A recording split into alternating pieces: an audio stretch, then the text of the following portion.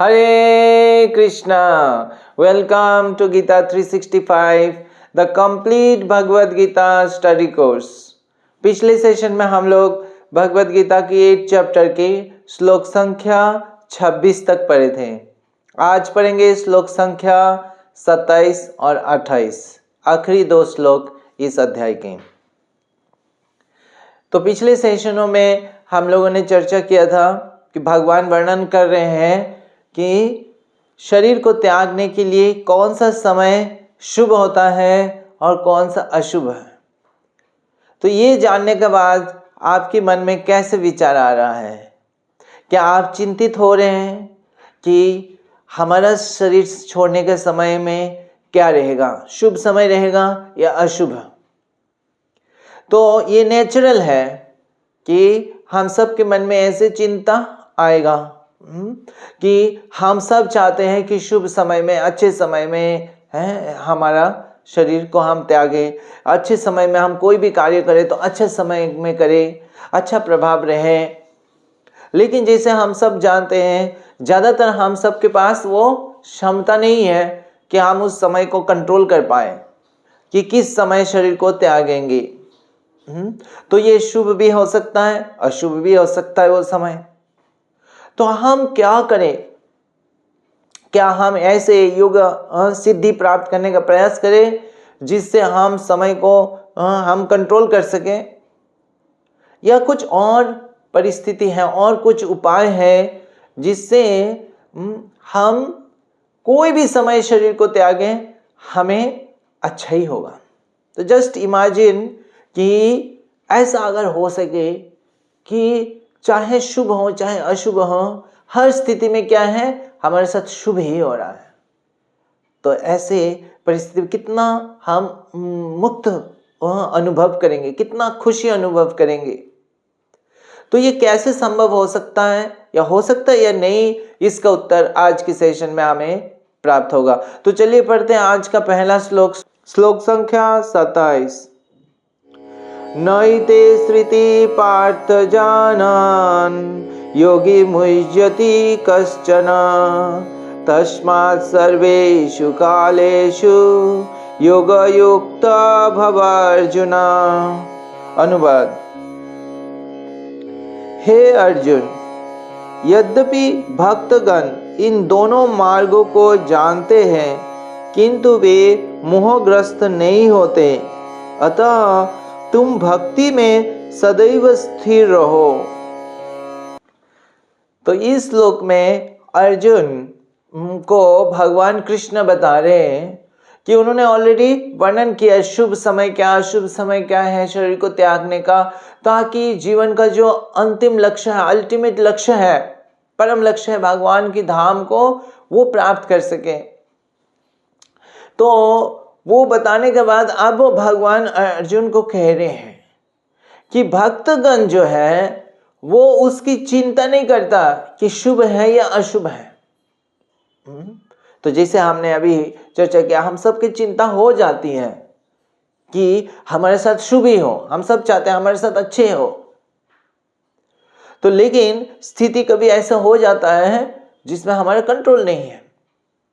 तो अब यहाँ पे अर्जुन की स्थिति देखिए कि अर्जुन का क्या स्थिति है। अर्जुन अभी कहाँ है? युद्ध क्षेत्र में, कुरुक्षेत्र के युद्ध स्थल में है, और वहां पे वो युद्ध कर रहे हैं, करने ही जा रहे हैं, और उसी विषय में क्या हो रहा है, भगवान के साथ कन्वर्सेशन हो रहा है। और अर्जुन वह जानते हैं जब युद्ध स्थल में होते हैं कोई व्यक्ति, तो उनका क्या स्थिति रहता है उस समय, कि आइदर वो विक्ट्रियस होंगे या वो किसी भी क्षण जो है क्या हो सकता है, उनका जो है प्राण त्याग करना पड़ सकता है। किसी भी क्षण कोई भी वान उनके ऊपर आक्रमण कर सकता है, उनको वध कर सकता है, और वो टोटली अनप्रेडिक्टेबल है, किसी भी क्षण हो सकता है। तो युद्ध स्थल में उपस्थिति का मतलब यह है कि एनी टाइम जो है शरीर को त्यागना पड़ सकता है। तो अर्जुन अब युद्ध शुरू करने जा रहे हैं, और अर्जुन को पता है ये युद्ध स्थल में होता क्या है। तो ये, और अभी भगवान ने अभी क्या बताया, अर्जुन को बताया कि शुभ समय क्या है, अशुभ समय क्या है। तो अशुभ समय कौन सा है, उत्तरायण है या दक्षिणायन है? वो दक्षिणायन है। शुभ समय उत्तरायण है। और युद्ध जो हो रहा था, कुरुक्षेत्र की युद्ध, वो किस समय हो रहा था, उत्तरायण में हो रहा था या दक्षिणायन में हो रहा था? आपको पता है ना।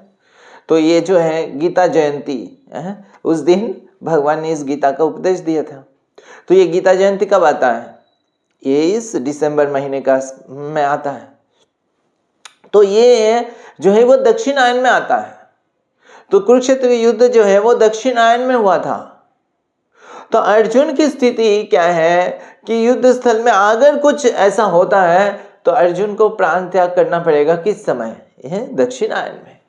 तो अर्जुन क्या करें, युद्ध करें या युद्ध न करें? तो दक्षिणायन में समय उनको प्राण त्याग करना पड़ सकता है, अशुभ समय में है, जो तथाकथित जो अभी भगवान ने वर्णन किया उस हिसाब से। तो अर्जुन के मन में स्वाभाविक ऐसे भाव चिंता आ सकता है कि अरे तो युद्ध नहीं करना क्या है, बेटर हो सकता है, या युद्ध करने का मतलब क्या है, अभी हो सकता है हमें ये ऐसा अशुभ समय में शरीर त्यागना पड़ सकता है। तो भगवान इस श्लोक में कह रहे हैं कि अर्जुन को ऐसे सोचने के कोई कारण नहीं है, ऐसे सोचने की जरूरत नहीं है। क्यों? क्योंकि ये शुभ अशुभ समय जो है अर्जुन के लिए लागू नहीं होता है। वो ये दोनों स्थिति के परे है। क्यों परे है? क्योंकि अर्जुन जो अब युद्ध करने जा रहे हैं वो अपने लिए युद्ध नहीं कर रहे हैं, और वो क्या है, भगवान के आदेश के अनुसार कर रहे हैं। तो ये भक्ति कार्य करने जा रहे हैं। तो जब भगवान की प्रसन्नता के लिए भगवान के निर्देशन के अनुसार वो कर रहे हैं तो उस समय अशुभ चीज कैसे हो सकता है, और कैसे अशुभ चीज अर्जुन को प्रभाव डाल सकता है? क्योंकि अर्जुन डायरेक्ट किसका निर्देशन में है, भगवान के निर्देशन में है। और भगवान क्या है, ये शुभ अशुभ चीज से परे है। भगवान ही सारी चीज निर्णय करने वाले हैं। तो जब डायरेक्ट भगवान की गाइडेंस में है तो अर्जुन को कोई चिंता करने की आवश्यकता नहीं है। तो अर्जुन की स्थिति यहाँ पे जब वो भगवान की निर्देशन के अनुसार वो कार्य कर रहे हैं तो उसके परिणाम में जो भी हो, चाहे उनकी विजय हो चाहे उनको पराजय, उनको प्राण त्याग करना पड़े, उस समय कोई शुभ अशुभ उनको छू नहीं सकता। वो सारे शुभ है होगा। तो यही भगवान यहाँ पे अर्जुन को कह रहे हैं। तो उसके लिए महत्वपूर्ण क्या है कि ये शुभ अशुभ सबके लिए क्या है, इफेक्ट करेगा, सबको प्रभाव डालेगा, लेकिन केवल उनको प्रभाव नहीं डाल सकेगा जो उससे परे भगवान की सेवा में लगा हुआ है। क्योंकि भगवान इस शुभ अशुभ से परे है। तो वो उस कंडीशन में जब तक नहीं होगा तब तक ये शुभ अशुभ का प्रभाव रहेगा, और तब तक ये चिंता होती है। लेकिन जैसे ही भगवान के ऊपर निर्भर हो जाते हैं ना, भगवान की सेवा में, दिव्य सेवा में लग जाते हैं, उसको कहते हैं दिव्य स्तर, जिसमें साधारण भौतिक जो कैलकुलेशन है, ये शुभ अशुभ, ये चीजें जो है अच्छे बुराई, ये सब के का प्रभाव नहीं रहता है। उस स्थिति को बोलते हैं ट्रांसेंडेंटल स्टेट या दिव्य स्तर या बियॉन्ड, परे है ये शुभ अशुभ के परे है। तो भगवान यहाँ पे अर्जुन को उस स्थिति में आने के लिए बोल रहे हैं, और अर्जुन के माध्यम से हम सबको भी ये बता रहे हैं कि ये जो है ये बेस्ट क्या है, सॉल्यूशन है। क्योंकि इस संसार में हर चीज के ऊपर हमारा कंट्रोल नहीं है, और हम हर चीज से प्रभावित हो सकते हैं। तो इसीलिए हम अगर अपने आप को इस स्तर पर ले आते हैं, दिव्य स्तर पर ले आते हैं, तो क्या है, हम ये सारी चीज से क्या है, बच जाएंगे। ये शुभ अशुभ हमारे ऊपर कोई प्रभाव नहीं डाल सकेगा। तो वो दिव्य स्तर पे आने के लिए उसी को अर्जुन को बोल रहे हैं भगवान, युग युक्त भव अर्जुन, तस्मात् सर्वेषु कालेषु युग युक्त भव अर्जुन, कि हर समय योग में युक्त होके भगवान की भक्ति में हर समय लगे रहने से आप क्या हो जाओगे, आप इसको ट्रांसेंड कर जाओगे, दिव्य स्तर पर पहुंच जाओगे। जैसे मान लीजिए कि इस संसार में अगर आपको कहीं जाना है तो आप सोचते हैं किस समय निकलूं, किस समय ट्रैफिक कम रहेगा, है ना, ये सारे चिंता होती है, क्योंकि ट्रैफिक जैम्स हो जाते हैं तो ट्रैफिक लाइट को आपको ऑबे करना पड़ता है। लेकिन अगर प्राइम मिनिस्टर को कहीं इधर से उधर जाना होता है तो उसको ट्रैफिक लाइट की चिंता करना पड़ता है क्या, कि ये ट्रैफिक जाम रहेगा या ट्रैफिक लाइट्स रहेगा तो है ना उसमें वेट करना पड़ेगा। जब प्राइम मिनिस्टर का गाड़ी जाता है उस समय ट्रैफिक लाइट्स और ये सब का कोई आवश्यकता नहीं रहता है। वो सारे लाइट्स क्या हो जाते हैं, उनके लिए गो सिग्नल हो जाता है, चाहे रेड लाइट हो, चाहे ग्रीन लाइट हो, चाहे येलो, हर परिस्थिति में उनके लिए क्या है, सीधा पास हो जाना है। तो उनके लिए कोई ये जो ट्रैफिक नियम जो है वो लागू नहीं होता है, वो उसके परे है। और क्यों परे हैं, क्योंकि वो जो है वो देश का ऐसे सेवा कर रहे हैं, क्योंकि वो जब रेड लाइट को फॉलो करने से, रेड लाइट में रुकने से वो जितना सेवा कर पाएंगे, रेड लाइट को क्रॉस करके उस समय सीधा निकालने से वो ज्यादा अच्छा सेवा कर पाएंगे। इसीलिए उनके लिए ये रूल्स अप्लाई नहीं होता, क्योंकि वो जो है मोर इंपॉर्टेंट सर्विस कर रहे हैं देन इसको रेड लाइट को फॉलो करना। तो मेन पॉइंट क्या है, वो सर्विस जो है वो कर रहे हैं। तो उसी तरह जब भक्त लोग जो है पूरा तरह से भगवान की सेवा में लगा हुआ है, भगवान की भक्ति में लगा हुआ है, भगवान को प्रसन्न करने में लगा हुआ है, तो उनको ये जो है शुभ अशुभ ये सब चीज उनको डिस्टर्ब नहीं करता। और वो भगवान की प्रति उनके इतना समर्पण है, वो अपनी शुभ अशुभ के बारे में भी नहीं सोचते हैं, वो केवल भगवान की शुभ के बारे में सोचते हैं, भगवान की खुशी के बारे में सोचते हैं। तो जब वो भगवान की खुशी के लिए सोचते तो उनको शुभ अशुभ स्पर्श नहीं कर पाता। तो हम जो है अगर ऐसे परिस्थिति में आते हैं, ऐसे हमारा हम ऐसे भक्त बन सकते हैं, तो हमारे लिए कोई चिंता की कारण नहीं है। यहाँ पे भगवान स्वयं कह दे रहे हैं, उन्होंने ही वर्णन किया और वही अभी बता रहे हैं कि भक्तों के लिए ये चिंता की कोई कारण नहीं है। अब प्रभुपाद कह रहे हैं कि तात्पर्य में कि अगर वो शुद्ध भक्ति करता है तो उसको भगवान की धाम को जाने का जो पथ है वो श्योर हो जाता है, सर्टेन हो जाता है। बाकी शुभ अशुभ पालन करके भी कितना जा पाएगा कुछ गारंटी नहीं है, लेकिन अगर भगवान का भक्ति को सही से कर रहा है तो उसको भगवान की धाम जाना क्या है, निश्चित है। तो उसकी चिंता केवल क्या रहता है, भगवान की सेवा करना, और वो शुभ अशुभ वो उनको डिस्टर्ब नहीं करता। और उसको डिस्टर्ब करने का मतलब क्या है, कभी कभी वो शुभ अशुभ कंसिडरेशन भी जो है उनको भक्ति के लिए बाधा बन जाता है, भक्ति के लिए हेजिटेशन हो जाता है। जैसे अगर अर्जुन अभी सोचे कि दक्षिणायन में अगर युद्ध करेंगे और प्राण त्याग करना पड़े तो क्या होगा, तो नहीं करेंगे युद्ध, तो वो क्या हो जाएगा, भक्ति के लिए बाधा हो जाएगा। तो इसीलिए भक्त जो है ये शुभ अशुभ को का कंसिडरेशन वो अपना भगवान की सेवा में बाधा डालने में नहीं देते हैं, क्योंकि जो सोचेगा तो हो सकता है वो बाधा डाल देगा, और उसकी कंसिडरेशन की वजह से वो भक्ति जो करना चाहते हैं, जिस तरह से भगवान की सेवा की करना चाह रहे हो, उसमें बाधा आ जाए। इसीलिए भक्त जो है वो उनका चेतना ऐसे उच्च स्तर पर होते हैं कि ये उनको डिस्टर्ब नहीं करता है ये विचार, किसी उनका शुभ होगा अशुभ होगा, तो ये जो है ये उनका केवल भगवान के प्रति प्रेम, भगवान के प्रति भक्ति की वजह से वो ये इसको कर पाते हैं, और ये कोई साधारण व्यक्ति ऐसे नहीं कर सकता। तो जब ये कर लेता है तो वो क्या है, दिव्य स्तर पर आ जाता है, फिर उनको ये प्रभाव भी नहीं डाल पाता है। ये भगवान का गारंटी है, भगवान के प्रॉमिस है कि भक्तों के लिए, क्योंकि वो उस स्तर पर है। तो इस विषय में जो है बहुत सारे उदाहरण हैं।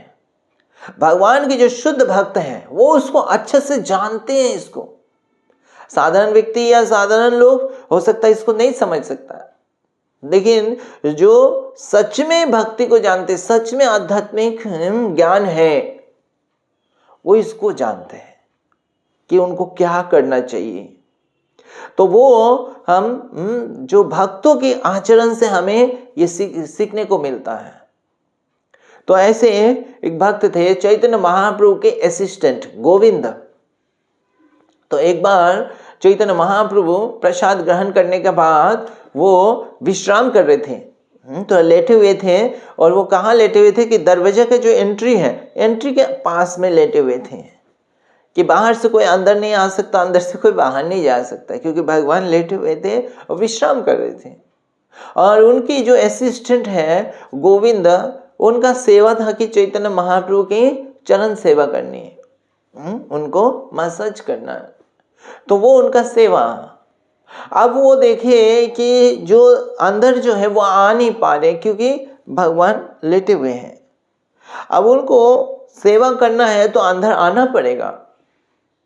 तो वो क्या किए, जो है वो सोचने लगे क्या करें। अब भगवान को जो अंदर जाना है, मतलब भगवान को लांघना पड़ेगा, और लांघना जो है ये अपराध है ना।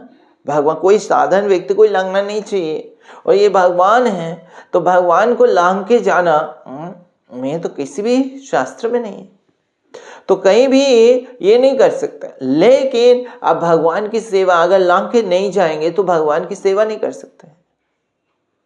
तो वो क्या किया, उन्होंने लांघ के चले गए, और लांघ के जाके वहां पे क्या कर रहे हैं, भगवान की सेवा की, और सेवा करने के बाद वहां पे ही बैठे रहे। फिर वो वहां पे बैठे रहे, इंतजार करते रहे, तो बाहर नहीं आए, और उनको प्रसाद खाना था, पाना था, लेकिन उन्होंने प्रसाद नहीं पाए, वहां पे बैठे रहे। तो भगवान जब वो विश्राम से उठे तो वो अंदर देखे ये गोविंद यहाँ पे है। तो बोले गोविंद तुम ये यहाँ पे कैसे आए। भगवान परीक्षा, भगवान तो सब जानते, अंतर्यामी है, वो जानते क्या हुआ क्या नहीं हुआ, लेकिन वो सबको सिखाने के लिए वो पूछ रहे हैं कि गोविंद तुम यहाँ पे कैसे आए, तुम तो बाहर थे, तुम अंदर कैसे आए। तो वो बोले मैं आपको लांघ के आ गया। तो बोले तुम मेरे को लांघ के आ गया, ये तो बहुत बड़ा अपराध है, तुम ऐसे कैसे कर दिया। तो उन्हें बोला कि मैं लांघ के इसलिए आया क्योंकि आपकी सेवा करना है। अगर मैं उस नियमों का सोचूंगा कि ये मेरे लिए जो है अपराध हो जाएगा और मेरे लिए अशुभ है, तो मैं आपका ये सेवा नहीं कर पाऊंगा। तो आपकी सेवा मेरे लिए क्या है, ज्यादा महत्वपूर्ण है उस कंसिडरेशन से। तो इसीलिए मैं आ गया, चाहे अपराध कुछ भी हो, है ना, मैं आपके जो है सेवा के लिए आ गया। तो सुन के चैतन्य महाप्रभु बहुत प्रसन्न हुए कि जो शास्त्र के एसेंस है, सार है, भक्ति का जो सार है, वो गोविंद जानते हैं। और उन्होंने सिर्फ जानते नहीं, उन्होंने डेमोन्स्ट्रेट किया, वो एक्शन में किया। कई बार हम सुनते हैं, जानते हैं, लेकिन जब करने का बारी आता है तो हम वही करते हैं जो हम पहले से करे आ रहे हैं। हम जो रियल जो एसेंस है उसको नहीं कर पाते हैं। तो यहाँ पे गोविंद ने वो किया तो महाप्रभु बहुत प्रसन्न हुए। फिर चैतन्य महाप्रभु बोलते हैं ओके, तो तुमने प्रसाद पाया कि नहीं। तो बोले नहीं, प्रसाद तो नहीं पाया। तो बोले क्यों नहीं प्रसाद पाया। अभी तक काफी समय हो गया। तो बोले मैं कैसे जाऊं प्रसाद पाने के लिए। तो बोले कैसे जाऊं, क्योंकि जैसे तुम्हारे लांग के ऐसे लांग के चले जाते हैं। तो बोले नहीं, मैं ऐसे लांग के नहीं जा सकता, क्योंकि मैं लांग तो सकता हूं जब आपकी सेवा की जरूरत है, लेकिन जब मुझे अपने प्रसाद पाना है, अपनी कुछ खुशी के लिए, मैं लांग नहीं सकता, मैं वो चीज कर नहीं सकता, अपराध नहीं कर सकता। तो ये जब सुना तो चैतन्य महाप्रभु और प्रसन्न हो गए कि ये है असली भक्ति।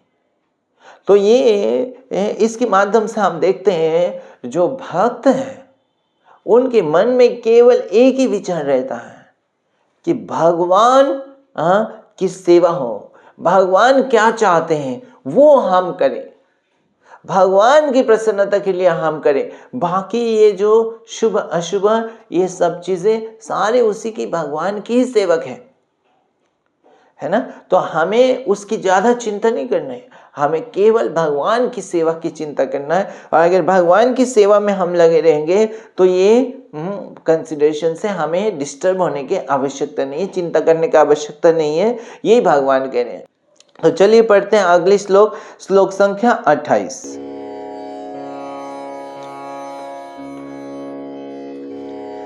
वेदेषु यज्ञेषु तपस्सु चैव दानेषु यत्पुण्यफलं प्रदिष्टम् अत्तेति तत्सर्वमिदं विदित्वा योगी परम स्थानमुपैति चाद्यम्। अनुवाद: जो व्यक्ति भक्ति मार्ग स्वीकार करता है वे वेदाध्ययन, तपस्या, दान, दार्शनिक तथा सकाम कर्म करने से प्राप्त होने वाले फलों से वंचित नहीं होता। वे मात्र भक्ति संपन्न करके इन समस्त फलों की प्राप्ति करता है और अंत में परम नित्य धाम को प्राप्त होता है।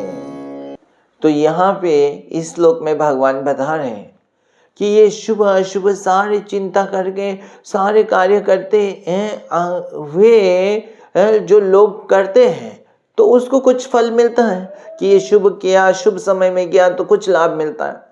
लेकिन अगर भक्त जो है ये सब कंसिडर नहीं करता, वो केवल भगवान की सेवा में लगे रहता है, तो क्या भक्त कोई चीज लूज करेगा क्या? कि उसको लगेगा कि यार मैंने बाकी उस नियमों का तो पालन नहीं किया तो उससे जो मुझे फल मिलना था, अच्छा फल, वो फल नहीं मिलेगा मुझे। तो इस तरह से उसको ऐसा हो सकता है कि वो सोचे, क्योंकि बहुत सारे वेदों में बहुत सारे नियम दिया हुआ है और वो सारे नियमों का हम पालन नहीं कर पाते हैं। तो अगर जो भक्ति करता है, जो भक्ति में लगा हुआ है, वो सारे नियमों का पालन नहीं करे तो उसको ये तो नहीं होगा कि उस नियमों का पालन नहीं किया तो उसका फल उसको नहीं मिल रहा है। भगवान कहते हैं कि नहीं, उसको सारे नियमों का फल जो है उसको केवल भक्ति करते हुए उसको मिल जाएगा। तो ये उसकी भक्ति का जो है सुप्रीम पोजीशन है।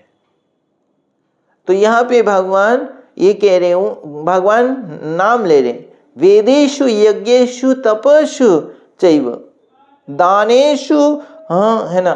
तो यज्ञ, दान, तपस्या, वेद अध्ययन, ये सारे जो है पुण्य कार्य है और ये सारे वैदिक सभ्यता में इसको किया जाता है, इसका अभ्यास करते हैं। श्रील प्रभुपाद तात्पर्य में लिखते हैं कैसे बचपन से 5 साल से लेकर लगभग 20 साल तक जो क्या है उनको ट्रेनिंग मिलता है यू गुरुकुल में रह के, और गुरुकुल में ब्रह्मचार्य का पालन करते हैं। और ब्रह्मचार्य का पालन कैसे करते हैं? तपस्या करते हैं, उसमें वेदों के अध्ययन करते हैं और बाहर जाके गुरु के लिए भिक्षा लेके आते हैं, फिर वहाँ पे तपस्या करते हैं। जो भोजन है गुरु अगर उनको बुलाएंगे कि भोजन ग्रहण करो तो भोजन ग्रहण करेंगे, नहीं तो वो उपवास करेंगे। तो ये सारी चीजें जो है ये उसको गुरुकुल में ये तपस्या होती है, ये तपस्या और ब्रह्मचार्य ये सब पालन करते हैं। तो ये सब पालन करने से उनको क्या फल मिलता है ना? उनको क्या फल मिलता है? वो आध्यात्मिक जीवन में, चेतना में आगे बढ़ते हैं, उनका शुद्धिकरण होता है, चेतना का शुद्धिकरण होता है। तो इस तरह से उनके आध्यात्मिक पथ पे वो आगे बढ़ते हैं। फिर आगे जाके जब गृहस्थ आश्रम में जाते हैं तो गृहस्थ आश्रम में उनको और कई नियम है जिसको पालन करते हैं, जैसे दान करते हैं। तो वो जो भी धन उपार्जन करते हैं उससे जो है दान करते हैं, तो उस दान करते हैं और भी कई सारे यज्ञ करते हैं। तो ये सब करते हैं जिससे क्या है, आध्यात्मिक जीवन में आगे बढ़ते हैं। फिर वानप्रस्थ, जिसमें वो वन में जाते हैं और वहां पे तपस्या करते हैं। तो ये सारे चीज का उद्देश्य क्या है? आध्यात्मिक चेतना में आगे बढ़ने का है। लेकिन अगर कोई केवल भगवान की सेवा में लगा हुआ है, चाहे किसी भी आश्रम में हो, और वो सारे तपस्या, अलग अलग प्रकार की तपस्या नहीं कर रहे हैं, वो केवल जो है भगवान जो कह रहे हैं उस हिसाब से कर रहे हैं, तो उसके लिए वो सारे तपस्या के फल, दान के फल उसके खुद ही मिल जाएगा। अब मान लीजिए कोई बोलता है कि अब वो ब्रह्मचारी है या सन्यासी है, वो तो दान नहीं दे सकता, ठीक है, एक तरह से देखा जाए वो तो धन कमाएगा नहीं, तो वो तो दान देने का फल उसको कैसे मिलेगा? लेकिन अगर वो उस आश्रम में लेके भगवान उससे जो चाहते हैं, जो कार्य वो उसको कर रहा है, भगवान के कार्य कर रहा है, तो उसको दान के जो फल है वो फल से वो वंचित नहीं होगा, वो फल उसको मिल जाएगा। तो यहाँ पे भगवान स्पष्ट कर रहे हैं कि अलग से यज्ञ करने का, अलग से वो करने का, ये सारे जिनको भगवान जो चीज बताएंगे करने के लिए, अगर वो यज्ञ कर रहा है और भगवान चाहते हुए यज्ञ करें, तो उसकी ये जो फल और उसको जो भगवान भक्ति का फल है वो सारे फल उसको मिल जाएगा। लेकिन अगर भगवान चाहते ना करे तो भी उसको यज्ञ का फल मिल जाएगा, क्योंकि वो चीज कर रहा है जो भगवान चाहते हैं। तो ऐसे श्रीमद् भागवतम में वर्णन है, पृथु महाराज वो अश्वमेध यज्ञ कर रहे थे और वो जो है 100 यज्ञ 99 यज्ञ कर चुके हैं और 100 यज्ञ करने जा रहे थे। तो उस समय ऐसे परिस्थिति आया, जिस परिस्थिति में जो है उनको ब्रह्मा जी आते हैं और उनको बोलते हैं कि आप जो है भगवान प्रसन्न होंगे अगर आप ये यज्ञ ना करें। तो आप सोचिए, यज्ञ नहीं करने के लिए उनको जो है एडवाइस किया जा रहा है और नहीं करने से भगवान प्रसन्न होंगे।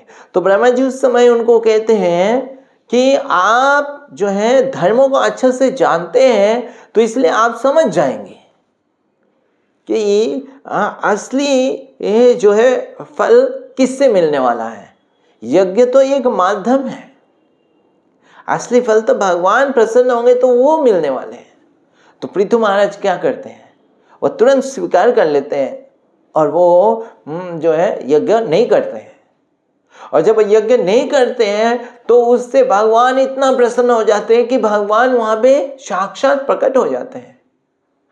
तो इस प्रकार से हम देखते हैं यज्ञ ना करके भी यज्ञ का फल मिल जाता है, दान ना करके भी दान का फल मिल जाएगा, तपस्या ना करके भी तपस्या की फल मिल जाएगा, वेदों का अध्ययन ना करके भी वेदों की अध्ययन का फल मिलेगा।